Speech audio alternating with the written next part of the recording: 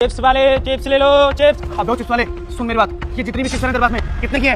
ये 500 रुपए, पूरे 500 की हैं। अच्छा 500 की। एक काम कर, ये 10,000 रुपए, पूरे 10,000 रुपए तू रख और ये सारी चिप्स ना तू मुझे दे। लेकिन साहब आप इन चिप्सों को क्या करोगे? उससे तुझे क्या मतलब? तुझे तेरे पैसे मिल गए ना, अब निकल।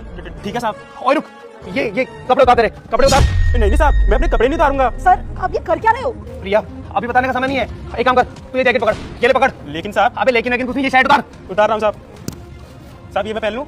हाँ ये तू रख। लो मैम। ये पकड़, ये भी पकड़ तू, ये ले, ये जूते भी पकड़ और ये ले पैंट, ये पैंट भी ना तू ही रख। पकड़ इसे जल्दी, अरे जल्दी पकड़ इसे। लो मुझे चप्पल दे, चप्पल। ये लो साहब।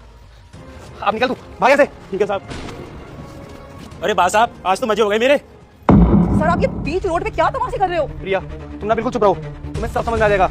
और हाँ, अब मैं तुम्हारा बॉस नहीं हूँ, मैं एक चिप्स बेचने वाला हूँ, ठीक है ना? सर ये क्या बोले जा रहे हो आप इतने बड़ी कंपनी के ओनर हो और आप ये गेटअप, मुझे कुछ समझ नहीं आ रहा है, बताओगे कुछ मुझे? तो मेरा वक्त आने पे मैं सारी बात बता दूंगा। अभी जाओ तुम यहाँ से, जाओ जल्दी। ठीक है। चिप्स ले लो, चिप्स।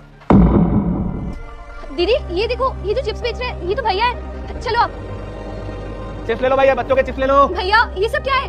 अरे तुम दोनों बहने यहाँ कैसे? भैया वो सब छोड़ो आप, और मुझे ये बताओ आपने क्या रुक जा बेटे, मैं तुझे सलाह देती हूँ, तेरी मां मर जाएगी। अगर इस वीडियो को लाइक और सब्सक्राइब नहीं किया तो जल्दी करे, फिर कुछ नहीं होगा। हालत बना रखी है आपकी, और ये चिप्स क्यों बेच रहे हो?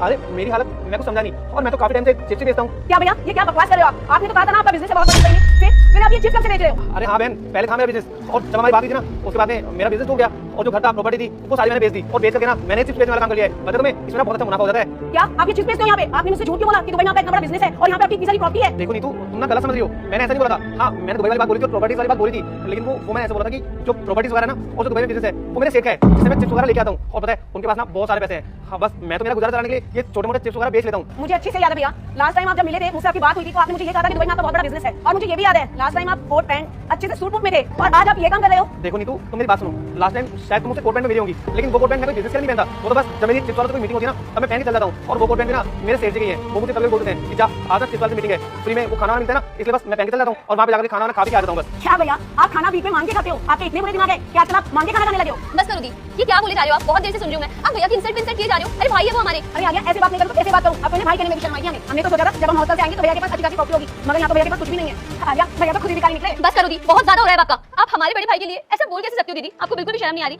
अरे आप कैसे भूल गए? मम्मी पापा के जाने के बाद ना इन्होंने हमें संभाला है, हमें पढ़ाया लिखाया है, इवन अभी भी हम लोग हमारी पढ़ाई कंटिन्यू कर रहे हैं। अरे इतनी मेहनत कर रहे हैं, हो सकता है इन्होंने हमसे इसलिए झूठ बोला हो ताकि हमें ना इंसल्टेड फील ना हो, लेकिन हमारी परवरिश में तो कोई कमी नहीं छोड़ी ना दीदी इन्होंने। उसके बाद भी आप ये सब कुछ बोल रही हो? आलिया भैया ने कोई एहसान नहीं कर दिया हम पर, हमारी परवरिश करके, वो तो उनका फर्ज था जो उन्होंने निभाया है। और आलिया मुझे तो भैया से कोई रिश्ता रखना ही नहीं है। वो तो मामा जी का फोन आया था कि भैया प्रॉपर्टी का बंटवारा करें, और मुझे तो ये लगा था कि भैया प्रॉपर्टी का हिस्सा थोड़ा सा मुझे भी करेंगे, मैं आ रही थी वरना मैं यहाँ नहीं आती।